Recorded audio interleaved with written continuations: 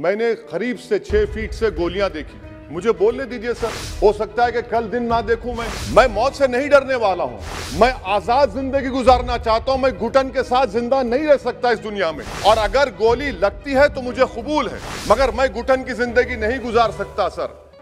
असाउद्दीन ओवैसी जी।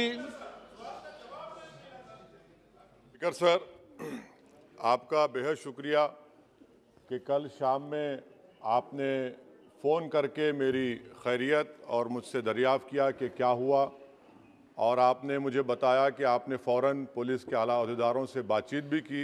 मैं आपका बेहद शुक्रिया अदा करता हूं कि आपने अपनी संवैधानिक जिम्मेदारी को एक रुकने पार्लिमान की जान पर जब कातिलाना हमला किया गया टोल गेट पर, आपने उस बात की। मैं आपका शुक्रिया अदा करता हूं। स्पीकर साहब, मैं मुख्तसर से यहाँ पर ये बात कहना चाहूँगा कि मुख्तलिफ सियासी पार्टियाँ मुख्तलिफ प्रदेश में इक़्तिदार पर हैं। ये बात आप तमाम को मैं गोशगुजार कर रहा हूँ कि आखिर ये कौन लोग हैं जो गोली पर भरोसा करते हैं, बैलेट पर नहीं करते।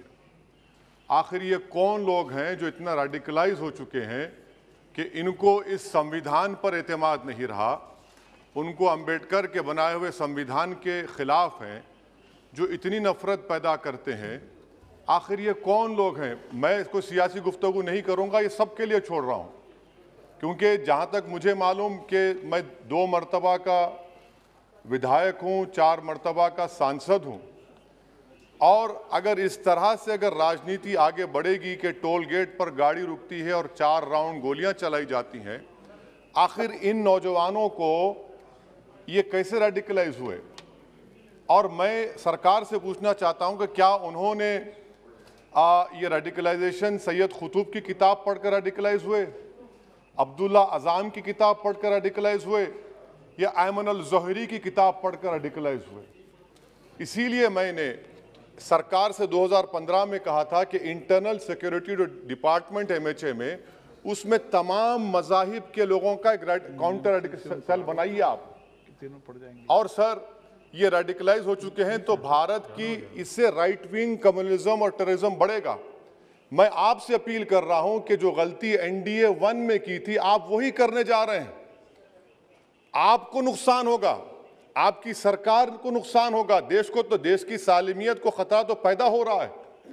सर, मैं आपके जरिए से सरकार को यह भी बताना चाहूंगा कि जिन लोगों ने ये रेडिकलाइजेशन किया है, आप इस पर गौर करिए, इन पर UAPA क्यों नहीं लगाते आप? अगर कोई स्पीच देता है, अगर कोई फेसबुक पर किसी क्रिकेट मैच पर किसी टीम की तायीद करता है तो UAPA लगता है। एक सिटिंग MP के ऊपर UAPA नहीं लगेगा सर। मैं सरकार पर छोड़ता हूं। सर, चौथी बात यह है कि रेडिकलाइजेशन की जब बात होती है, हमने यहां पर एक कांग्रेस के बड़े नेता से सुना कि 2 भारत हैं दौलत के एतबार से। नहीं सर, भारत की दौलत मोहब्बत है। भारत की दौलत पैसों की दौलत नहीं है, भारत की दौलत मोहब्बत है। हां, 2 भारत हैं, एक मोहब्बत पर जो पिछले कई बरसों से आबाद है, और एक नफरत पर भारत बन रहा है। तो क्या आप दौलत की भारत की मिसाल देंगे या मोहब्बत की भारत की मिसाल देंगे? अगर मोहब्बत की भारत की मिसाल देंगे तो उसमें आपको मेरी जबान को रोकने के लिए गोली चलाने की जरूरत नहीं है। इस 2 भारत को समझने की जरूरत है। सर, खत्म सर, मुझे खत्म सर सुनिए सर, मैंने करीब से 6 फीट से गोलियां देखी। मुझे बोलने दीजिए सर, हो सकता है कि कल दिन ना देखूं मैं। अगर मैं यहां पर नहीं बोलूंगा तो कहां बोलूंगा सर? आप मुझे प्लीज बोलने दीजिए। सर, मैं आपसे गुजारिश ये करना चाहूंगा कि आप हरिद्वार में, रायपुर में और इलाहाबाद प्रयागराज में मेरे बारे में क्या कहा गया? आपके नाईबी की रिपोर्ट है ना, आप क्यों छुपा रहे उसको? देखिए, मैं मौत से नहीं डरने वाला हूं। हम सबको जाना है इस दुनिया से, बल्कि मैंने कह दिया कि मैं इस वतन में पैदा हुआ, मेरी मां की कोख से तो जमीन पर लिटाया गया। जब मेरी आंख बंद हो जाएगी तो इंशाल्लाह औरंगाबाद की जमीन मुझे दफनाया जाएगा। मगर मैं आपसे अपील करना चाह रहा हूं सरकार से सर, कि जो कुछ बातें की गई हैं उसको देखिए। मैं Z कैटेगरी सिक्योरिटी नहीं चाहिए मुझे, मैं हरगिज नहीं चाहिए मुझे। मैं 94 से पॉलिटिक्स में हूं। मैं आजाद जिंदगी गुजारना चाहता हूं। मैं घुटन के साथ जिंदा नहीं रह सकता इस दुनिया में। मुझे जिंदा रहना है तो अपनी आवाज उठाना है, मुझे जिंदा रहना है तो सरकार किसी के उनके खिलाफ बोलना है, और अगर गोली लगती है तो मुझे कबूल है, मगर मैं घुटन की जिंदगी नहीं गुजार सकता। सर, मेरा मानना यह है कि संविधान में अगर देश के गरीबों को, मजलूमों को, अल्पसंख्यक समाज को सिक्योरिटी मिलेगा तो मुझे मिलेगी। सर, आपकी चिंता हमें है ना सर, इसलिए सिक्योरिटी दे रहे हैं सर, आपको नहीं सर, देश के गरीब बचेंगे तो मैं बचूंगा। ओवैसी की जान इखलाक पीलू से बढ़कर नहीं है सर। ओवैसी की जान उस वक्त बचेगी जब गरीब की जान बचेगी।